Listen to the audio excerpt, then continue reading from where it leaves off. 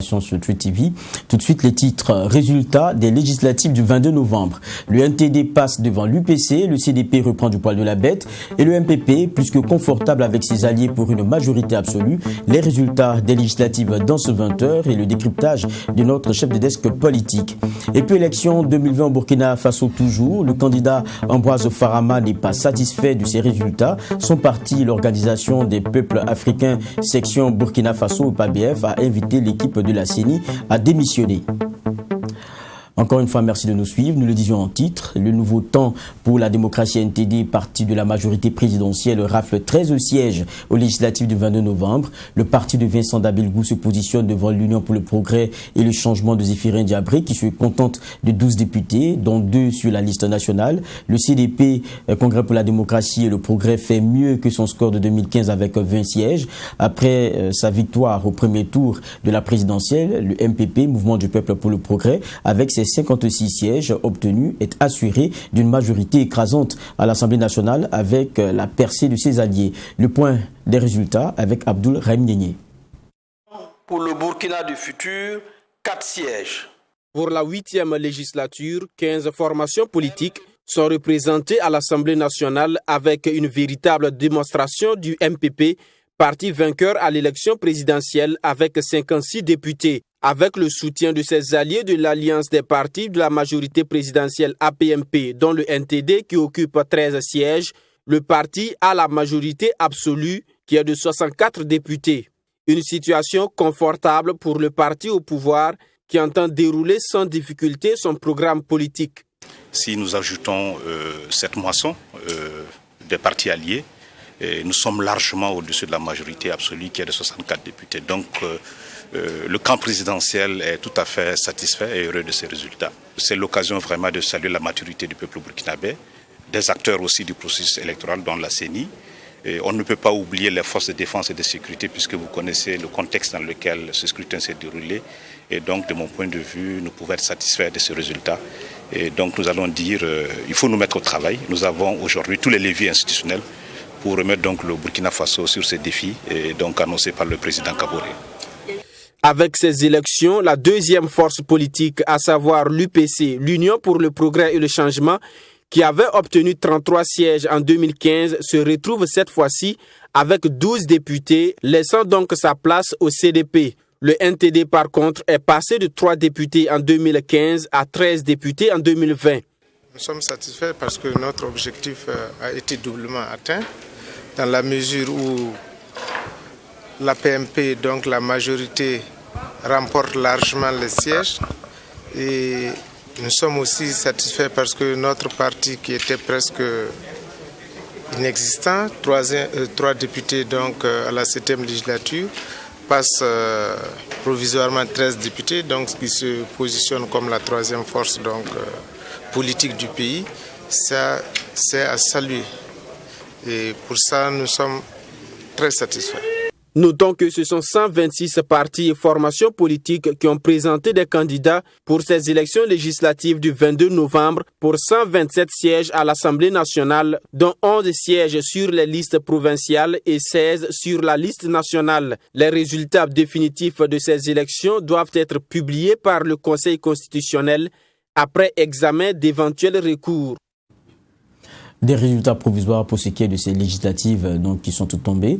Et nous allons décrypter tout cela avec le chef de desk politique de Tweet TV, en la personne de Bernard Bougma. Bonsoir Bernard. Bonsoir Geoffroy. Après la présidentielle, ce sont bien des résultats qu'on attendait parce que, évidemment, pour ce qui est des partis politiques, fini la question de la présidentielle, vient à savoir qu'est-ce qu'on pèsera au niveau de l'Assemblée nationale lorsqu'on sait que ça a aussi tout son poids. On a déjà les résultats, on l'a dit tout à l'heure, 56 sièges pour le MPP, 20 pour le CDP. Le NTD, c'est la grosse surprise, 13 sièges, l'UPC, 12 députés. Et quand on regarde, est-ce qu'on est dans une reconstitution pour ce que nous avons comme force politique au niveau de l'Assemblée nationale? Oui, tout naturellement. Il y a une reconstitution des forces politiques. Vous prenez au niveau de la majorité, il y a un gros morceau qui change. Donc le NTD qui remplace l'UNIR, parce qu'en 2015, l'UNIR avait 5 députés. C'est vrai que l'UNIR conserve, mais sur le plan poids, le NTD surclasse l'UNIR. Donc déjà au niveau de la majorité, il y a un repositionnement. Au niveau de l'opposition, aussi un nouveau repositionnement. Le CDP qui monte comme chef de file de l'opposition avec 20 députés, donc 18 en 2015, plus 2 cette année, ça fait 20. Mais l'UPC qui régresse beaucoup, de 33 d'abord qui perd 16 députés avant la fin du mandat, et aujourd'hui qui se retrouve avec 12 députés. Donc, repositionnement aussi au niveau de l'opposition. Donc quand on regarde que ce soit la majorité, que ce soit l'opposition, il y a un repositionnement. Il y a aussi ceux qui ont disparu de cette scène-là. La NAFA qui a disparu, le Faso autrement qui a disparu, le parent qui a disparu. Donc Laurent Bado et ses 2 fils bagarreurs qui sont passés aussi le temps à se bagarrer et qui se sont retrouvés autrement n'ont plus rien eu. Donc il y a aussi des personnes qui quittent l'Assemblée nationale. Il y a d'autres également qui ont eu un siège, excusez-moi, comme le PDS, qui a également eu encore un siège, donc c'est resté les mêmes. Donc, il y a effectivement une recomposition au niveau de l'Assemblée nationale, mais aussi avec de nouveaux venus et des habitués qui avaient quitté l'hémicycle pendant un temps et qui retrouvent également l'Assemblée nationale. Vous parlez par exemple du PDC avec 3 sièges. Dans tous les cas, on va revenir un peu là-dessus, mais moi je veux qu'on s'arrête un peu sur quelques cas. D'abord, celui du NTD, on va dire que c'est une montée vraiment fulgurante. Comment est-ce que cela pourrait s'expliquer? Effectivement, la montée du NTD mérite une étude avec minutie.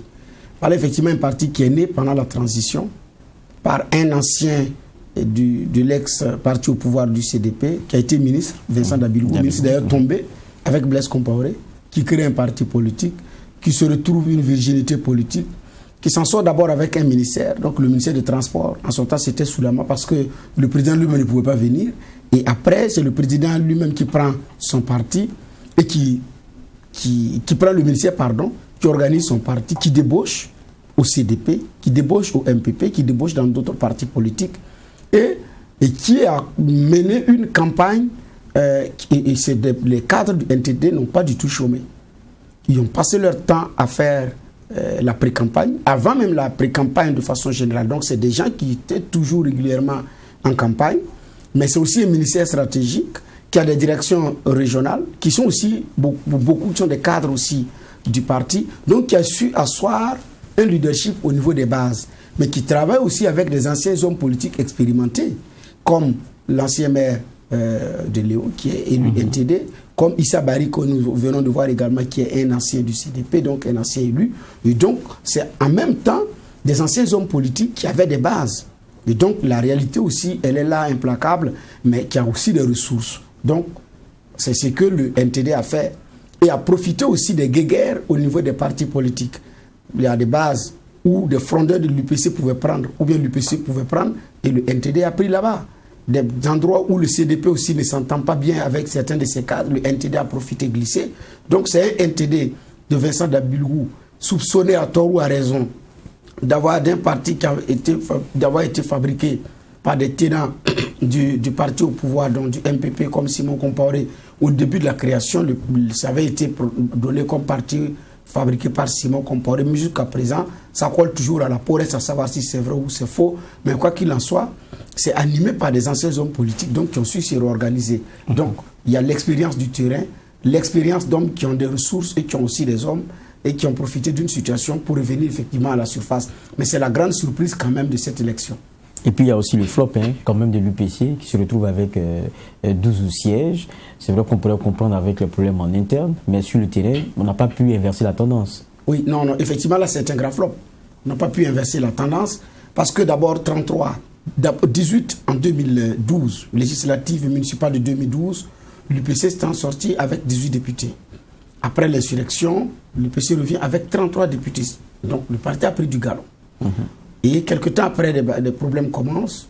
D'abord, un député part, après ces 13 autres, 14 qui partent et 2 vers la fin du mandat. Pratiquement 16 députés qui sont partis.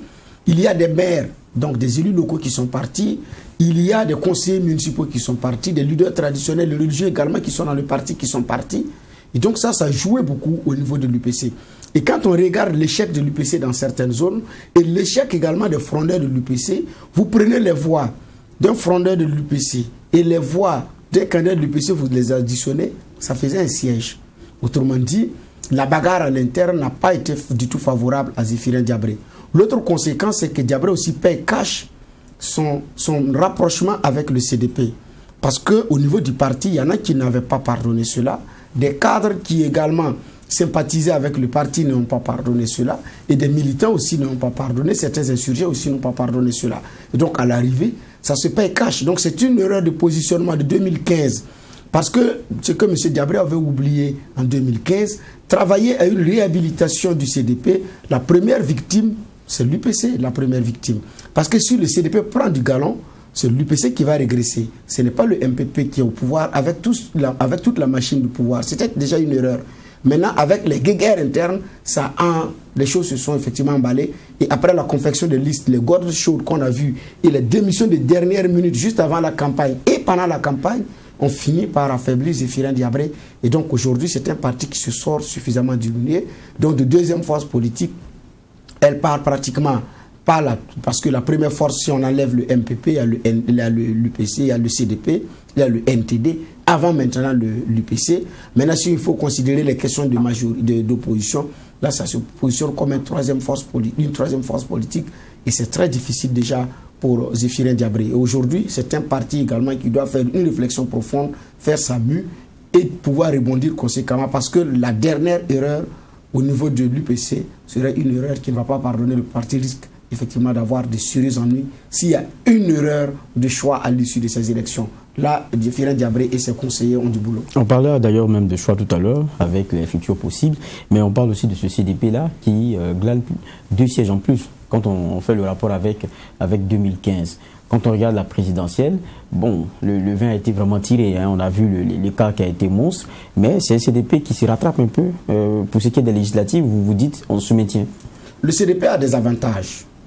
L'avantage, c'est des cadres. D'abord, un trop plein des cadres, de personnes très compétentes, qui ont aussi des ressources et qui ont des bases. Donc, les bases du CDP étaient restées intactes.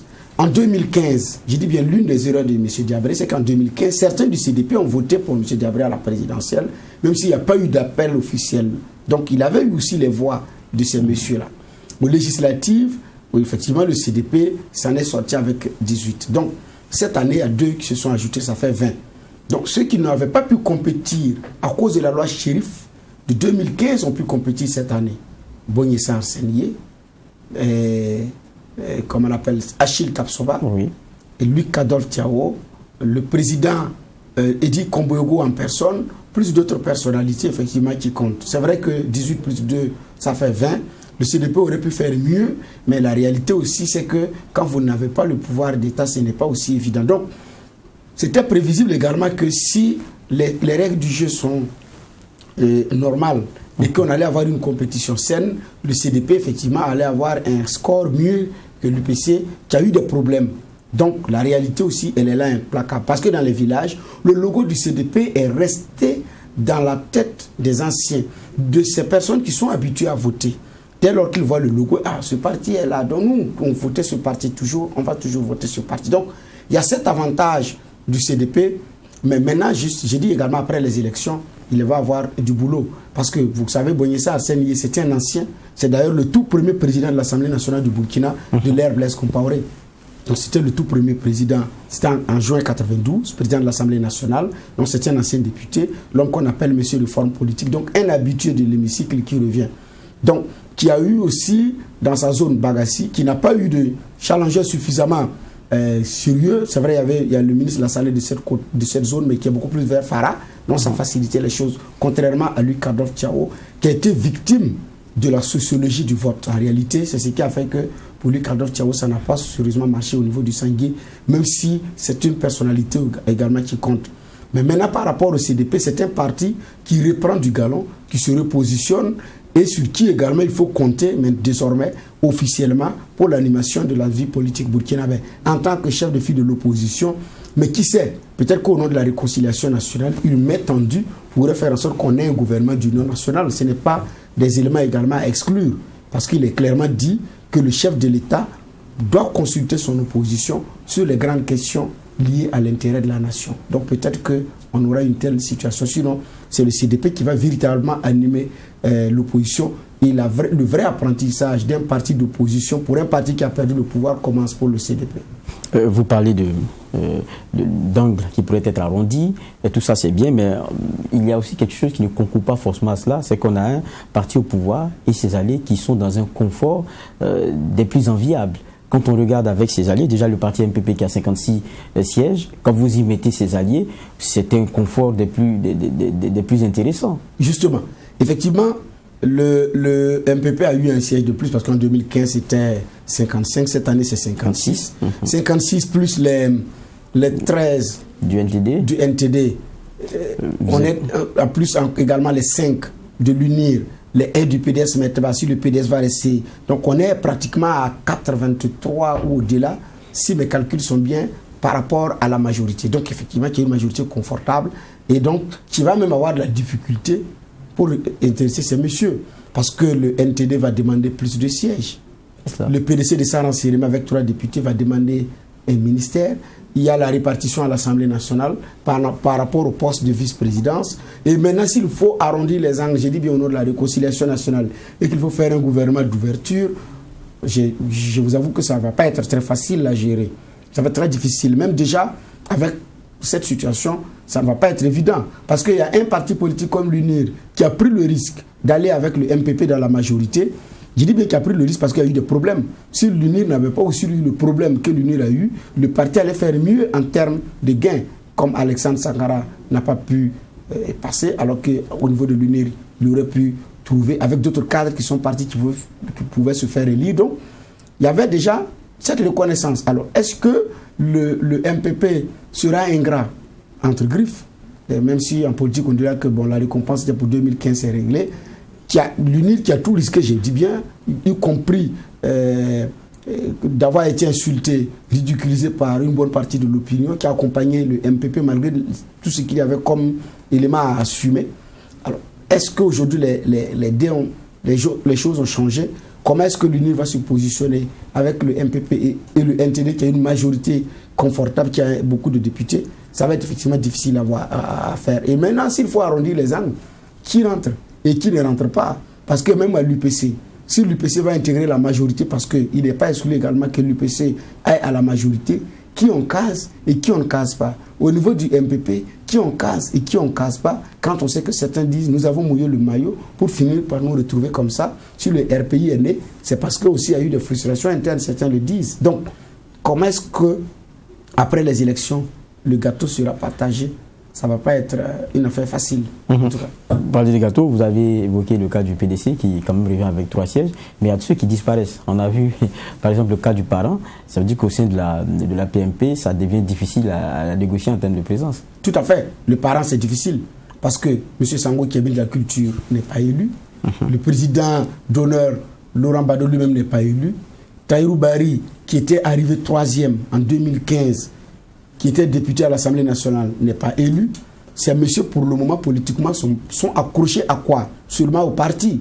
Tahirou Bari est porté d'ailleurs par le MCR. Il n'est même pas président du parti politique, il est porté par le MCR. Sango, de l'autre côté. Donc, déjà, bon, je pense que là, eux, ils n'ont pas de siège.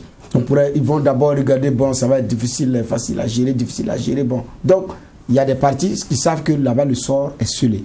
Mais il y a les nouveaux venus, le PDC, qui déjà n'avait pas de député, mais à qui on disait déjà qui gérait officiellement, à qui on disait que le ministère des Droits Humains dit que c'était un ministère géré par Saran-Sérémé parce que ça a été dit comme ça. Mais aujourd'hui, il y a 3 députés, donc ils vont également vouloir des postes ministériels et peut-être plus. Donc, comment est-ce que ces choses vont se régler à l'interne? Ça va être très difficile. Mais s'il y a quelqu'un qui est également je pense, beaucoup plus à l'aise, c'est le président actuel qui ne doit plus beaucoup. Il ne doit plus beaucoup au MPP, il ne doit pas aussi beaucoup aux insurgés. La réalité ici, elle est là. Parce qu'il ne doit pas sa victoire seulement qu'à la machine du MPP. Il doit sa victoire au NTD, il doit sa victoire à l'UNIR, il doit sa victoire aux parents, il doit sa victoire à Véroc Label, il doit sa victoire à tous les autres partis politiques, les 65 ou 63 partis de la majorité qui ont appelé à voter pour lui. Donc, il dit, bon, je n'ai pas le temps de vous désintéresser, vous tous, excusez, laissez-moi organiser comme je veux l'équipe. L'essentiel, c'est d'avoir un très bon résultat pour le Burkina. Ce n'est plus une question de moi, mais c'est l'intérêt de la nation qu'il faut regarder. Si vous avez accepté que je candidate et que vous me soutenez, acceptez que je puisse, et souffrez que je puisse composer une équipe pour m'affranchir de vous, pour parler nation, pour parler État, pour qu'on puisse construire le Burkina. Là, effectivement, il a le coup de franc. J'ai dit, il ne doit plus grand-chose également aux insurgés, parce qu'une partie d'ailleurs de ces insurgés s'en sont pris durement au MPP. Beaucoup ont assumé autrement également leurs responsabilités. Certains se sont organisés avec même des partis politiques, comme Sens par exemple. Et donc aujourd'hui, c'est un président aussi qui doit être beaucoup plus à l'aise dans la composition de son équipe, parce que c'est facile aussi de trouver un discours qui sied pour composer une équipe à la hauteur des défis et des enjeux du Burkina actuel. Des résultats donc toujours provisoires, il faut le préciser, qui ouvrent la porte à beaucoup de discussions et à beaucoup de futuribles. Merci bien Bernard Bougouma d'être passé sur ce plateau pour analyser cela avec nous. C'est moi qui dis merci et je m'excuse pour la qualité de ma voix. Je me remets difficilement, merci. D'accord. On va donc poursuivre ce rendez-vous d'information. Lui est arrivé 10e avec 0,90% de suffrages recueillis à l'élection présidentielle. Il n'a obtenu aucun siège de député. Ambroise Farama dit ne pas être satisfait de ces résultats parce qu'ils sont en deçà des attentes de l'OPABF qui s'était fixé donc cela. Le candidat de l'OPABF a accusé la CENI d'avoir été grandement défaillante. De ce fait, l'OPABF a invité l'équipe de la CENI à démissionner afin qu'une nouvelle équipe crédible puisse être installée afin de préparer les élections municipales. Le point de Michael Tougri. Des 13 candidats à la présidentielle du 22 novembre, Ambroise Farama se présentait comme le candidat de la rupture. À la proclamation provisoire des résultats, le candidat de l'OPABF obtient 0,90% des suffrages exprimés et occupe la 10e place. Un résultat qui ne satisfait pas Ambroise Farama qui pointe du doigt ce qu'il qualifie de grande défaillance dans le processus de vote. Nous avons pu relever une ouverture tardive de bureaux de vote dans plusieurs localités du Burkina Faso, une absence de certains documents du processus électoral, la répartition inappropriée des bulletins de vote d'une province à une autre, une suppression illégale de bureaux de vote sans accord préalable du Conseil constitutionnel, ouverture de nouveaux bureaux de vote sans avis préalable du Conseil constitutionnel et à l'insu des candidats, ou du moins de certains candidats, absence de vérification de double paraphe des procès-verbaux, le transport non sécurisé des urnes, des erreurs de décompte qui laissent percevoir des tentatives de manipulation des résultats, etc. Au regard des incidents relevés dans le processus électoral, le candidat de l'OPABF invite la Commission électorale nationale indépendante CENI à tirer toutes les conséquences des imperfections enregistrées dans la tenue du double scrutin. En plus de la CENI, l'OPABF estime que le chef de file de l'opposition politique CFOP a manqué de vigilance dans le processus pour assurer une veille électorale dans l'intérêt de l'opposition. Au regard de la grande défaillance de la CENI, qui semble avoir du mal à reconnaître les imperfections dans l'organisation des élections, nous leur demandons, en toute responsabilité, de démissionner afin qu'une nouvelle équipe crédible puisse être installée afin de préparer sans suspicion aucune les élections municipales. Nous estimons que le CFOP a manqué de vigilance, de cohésion et d'action concertée. La seule chose qui reste à faire, c'est la voie des recours, et nous espérons aussi qu'à ce niveau, elle a pu prendre les dispositions pour constater les infractions et les différents manquements. En plus des résultats mitigés à la présidentielle, l'OPABF n'a obtenu aucun siège aux élections législatives. Pour le parti de Ambroise Farama, les urnes ayant livré le verdict, il félicite le candidat Rochma Christian Kaboré pour sa réélection sous réserve des recours en cours devant le Conseil constitutionnel. Comme la plupart des missions d'observation, l'association Dialogue sans frontières a noté avec satisfaction le déroulement du double scrutin du dimanche 22 novembre dernier au Burkina Faso. Toutefois, l'association a formulé quelques recommandations pour éviter les mêmes insuffisances relevées aux élections municipales de 2021 et les scrutins à venir. C'était hier samedi, Maxime Jean-E de Bambara. Pour sa première participation au double scrutin du 22 novembre dernier au Burkina Faso, c'est un bilan satisfaisant que dresse Dialogue sans frontières de sa mission d'observation. Dans les 6 régions et 9 provinces où cette association a déployé 120 jeunes observateurs, Tout s'est bien déroulé selon le président du Dialogue sans frontières. À l'issue des observations, bien sûr, nous sommes satisfaits et nous avons aussi, avec cette restitution, essayé de lancer des pistes. Essayer aussi de dire comment on peut améliorer nos élections. Tout s'est globalement bien passé. Nous avons aussi compris que voter est un acte citoyen et c'est dans cette démarche que nous le faisons pour les générations qui arrivent et quelquefois qui disent que je ne vois aucun intérêt de voter parce que rien ne va changer. Tout s'est bien déroulé de façon générale, mais les équipes d'observation du Dialogue sans frontières notent tout de même quelques irrégularités constatées sur le terrain. Et pour certains bureaux de vote, le nombre de membres, c'est-à-dire les 5 membres du bureau de vote, n'étaient pas présents à l'ouverture du bureau de vote. On a pu observer des personnes non autorisées dans les bureaux de vote, c'est-à-dire des personnes qui sont censées représenter les partis politiques, mais qui n'avaient pas d'accréditation, et donc certains parmi eux étaient dans les bureaux de vote. Pour le matériel de vote, on a pu observer que, par exemple, à Bobo-Dioulasso, il y a eu des bureaux de vote où le matériel était insuffisant ou inexistant. L'accès pour certains handicapés n'était pas aisé. Il n'y avait pas de rampe. Dans certaines écoles, il n'y avait pas de rampe pour permettre aux handicapés de pouvoir voter. L'association Dialogue sans frontières interpelle donc l'ensemble des acteurs intervenant dans le processus électoral à renforcer la communication pour corriger certaines insuffisances. Elle interpelle également la CENI à prendre en compte les 2 modes de comptage des voix, manuel et électronique, pour les prochaines échéances afin d'éviter d'éventuelles contestations. La coalition des ONG et associations africaines pour les élections apaisées et crédibles a fait le point de sa mission d'observation des élections couplées présidentielles et législatives du 22 novembre dernier. C'était au cours d'une conférence de presse tenue hier. Pour ces observateurs, les élections se sont déroulées dans de bonnes conditions et soutiennent que les manquements constatés ne sont pas de nature à entacher les résultats. Abdoulrahim Niénié.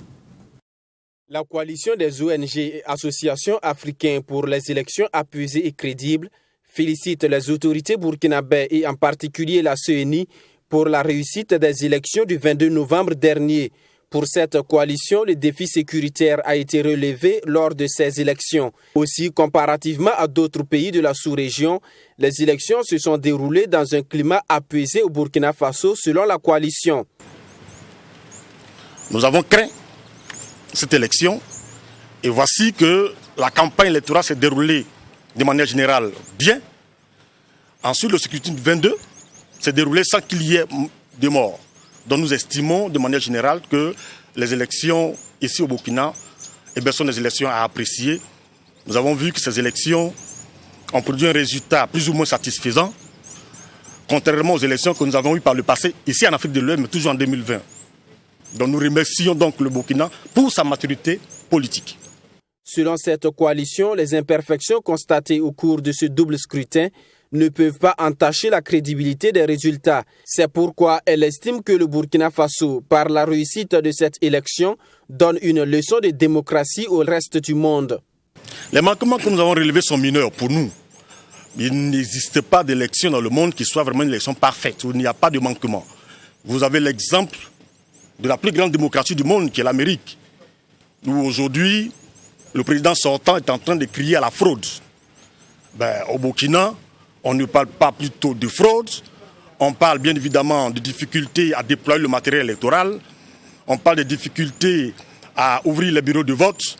Effectivement, vous l'avez dit, ce sont des situations mineures que nous avons relevées sur le terrain, mais qui ne sont pas de nature à jeter un discrédit sur la sincérité du vote. La coalition a tout de même fait des recommandations pour éviter certaines erreurs dans l'organisation des prochaines échéances électorales. Il s'agit de mieux former les membres de bureaux de vote, de renforcer la sécurité sur le territoire national et de sensibiliser les citoyens en vue d'améliorer le taux de participation. Le district 403A3 du Lions Club a un nouveau gouverneur. La cérémonie de passation de charges s'est déroulée le 27 novembre dernier. Dieudonné Milogo passe le témoin à Djeneba Diallo et c'est en présence d'amis, de sympathisants du club que la nouvelle gouverneure a pris les rênes de cette structure. Elle place son mandat sous le signe de la continuité. Sergio Bado. Après un an passé à la tête du district 403A3, Dieudonné Hubert Milogo passe le témoin à son successeur. Un mandat au cours duquel plusieurs actions ont été menées dans divers domaines. Un mandat jugé satisfaisant selon le gouverneur sortant, Dieudonné Hubert Milogo. Le bilan il se résume en 4 grandes coordinations que nous avons au niveau de notre association, à savoir la coordination chargée de l'effectif. Nous avons des objectifs d'accroissement à réaliser et en termes d'effectifs, nous avons fait un accroissement de 139% alors qu'on avait un objectif prévu de 100%. Nous avons créé 4 clubs au lieu de 3 qui étaient prévus. Et nous avons également accru le membership féminin. Pour la gouverneure Djeneba Diallo, son mandat est placé sous le signe de la continuité. Elle entend poursuivre les œuvres de son prédécesseur. Et c'est en cela que des actions sont déjà menées pour mieux faire connaître l'association. Mon mandat est placé sous le signe de la poursuite des grandes œuvres réalisées par les 2 précédents gouverneurs du district 403A3 et aussi faire des actions en faveur des femmes et des enfants. Vous savez que c'est une frange de la population qui est assez délaissée. Et donc, j'encourage les clubs à faire des actions en l'endroit de cette partie de nos populations. On a déjà commencé, puisque le mandat a commencé depuis le 1er juillet. Et voilà, donc, les clubs font... Nous avons 5 domaines d'intervention au niveau du Lions Club. Dans ces domaines-là, déjà, on encourage à faire les actions en faveur des femmes. Et puis, dans d'autres domaines aussi, on va essayer de faire. La cérémonie de passation a été l'occasion de distinguer des personnes qui se sont illustrées au cours de l'année passée. En rappel, le district 403A3 depuis juillet 2019 regroupe 1276 membres, 6 régions, 12 zones, 53 clubs et 33 Léo clubs. Un nouveau livre intitulé « Penser et agir pour l'Afrique » a été présenté à la presse vendredi dernier. C'est l'œuvre de 3 auteurs burkinabés de la diaspora, signée aux éditions Téménis. 180 pages qui questionnent sur la place de l'Afrique dans le monde, le rôle des intellectuels africains ou encore le phénomène de la surpopulation. Saudata Zono et Fatima Tanikema. Penser et agir pour l'Afrique est l'œuvre de 3 auteurs burkinabés de la diaspora qui veulent apporter leur pierre au développement de leur continent qu'est l'Afrique.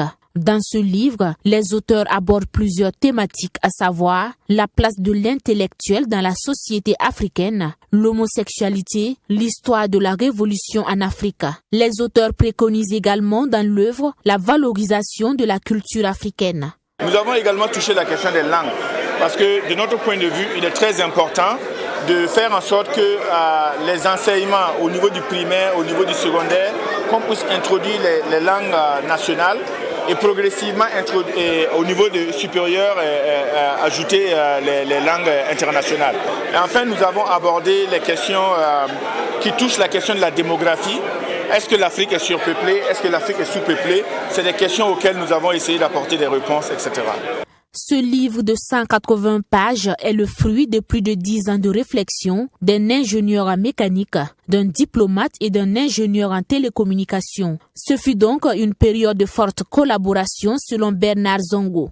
C'est une collaboration qui a commencé depuis 2008-2009, comme je l'ai dit. Nous venons d'horizons divers, nous avons des formations diverses, mais c'est beaucoup plus l'idée qu'on ne peut pas réussir seul. C'est une entreprise qui a demandé beaucoup de travail d'équipe et qui a demandé beaucoup de discussions, beaucoup de débats. Et c'est comme ça que nous entrevoyons le travail au niveau de la jeunesse. Notons que Penser pour agir est un recueil d'articles de Burkina Finks. L'objectif au départ était de susciter des débats constructifs sur les réseaux sociaux à travers la publication des articles. Toute chose qui devait concourir à une prise de conscience. C'est également une œuvre qui a été éditée par les éditions Téménis. D'une dédicace, nous passons à une autre. L'Observateur Toubabou est la toute première œuvre de Thibaut Bluy, un jeune reporter français qui a fait un passage à l'Observateur Palga. La dédicace de cette œuvre sortie le 13 novembre dernier s'est fait ce vendredi 27 novembre au Centre national de presse Norbert Zongo. L'ouvrage relate plusieurs événements qui se sont produits au Burkina Faso, putsch et bien d'autres, sans oublier l'insurrection. Raketa Bilgo et Abdelrahim Nigné. Dans cet ouvrage, l'auteur parle de quelques événements qui ont marqué l'histoire récente du Burkina Faso. Il s'agit notamment de l'insurrection populaire, le coup d'État de septembre 2015 et les premières attaques terroristes. L'écriture de l'Observateur Toubabou se justifie, selon l'auteur, par sa volonté de mettre en lumière ces événements qui ont engendré de profondes mutations dans la vie sociopolitique de la nation burkinabé. Quand je suis rentré en France après un an au Burkina, je me suis aperçu que, en discutant avec des Français, ils n'avaient pas entendu parler de tout ce qui s'était passé au Burkina Faso, ou très peu, dans cette période-là. Alors que pourtant, c'était quand même 3 événements historiques dans le laps de temps de 10 mois pendant lesquels j'ai vécu ici. Et pour les citer, le coup d'État manqué du général Diendéré d'abord, puis les élections de 2015 qui ont abouti quand même à la première transition pacifique de pouvoir entre 2 civils depuis l'indépendance, et puis après le premier attentat djihadiste. Et donc ces événements historiques avaient été très peu relayés en France, et ce livre n'était pas un acte prémédité. C'est simplement, quand je discutais avec les gens, j'arrivais à les intéresser, donc comme l'a dit Alseni, à travers un récit à la première personne. En fait, quand je racontais aux gens, moi, comment j'avais couvert les événements, c'était ça qui les intéressait. Cette œuvre de 248 pages est subdivisée en 2 parties. La première partie, intitulée « Actualité », met l'accent sur les faits qui se sont déroulés en 2015 au Burkina Faso, et la seconde partie, qui a pour titre « Carnet d'adresse », est un condensé de son expérience professionnelle capitalisée lors de ses différents voyages. Cette cérémonie de dédicace a vu la présence du ministre de la Culture, Abdul Karim Sango. Comme l'a dit l'auteur lui-même, il s'agit d'un regard extérieur qui est porté sur une série d'événements que le Burkina a connus. Nous considérons que cet ouvrage, et d'ailleurs dans ses motivations il a expliqué, participe de ce dialogue de culture entre les peuples, puisque un des objectifs visés par l'auteur, c'est de faire connaître le Burkina Faso au public français sous un angle meilleur que celui qu'on a l'habitude de voir dans les médias. Autrement dit, nos pays sont souvent traversés par des dynamiques très positives, mais qui ne sont pas toujours mises véritablement en valeur. Rappelons que l'Observateur Toubabou est sorti le 19 novembre dernier au Burkina Faso et en France sous la bannière des éditions du Net. L'œuvre a également reçu le prix du meilleur essai et du Grand Prix de manuscrit francophone 2020. C'est la fin de ce rendez-vous d'information que j'ai pris plaisir à présenter. Le programme se poursuit sur True TV et nous vous souhaitons bonne suite de programme.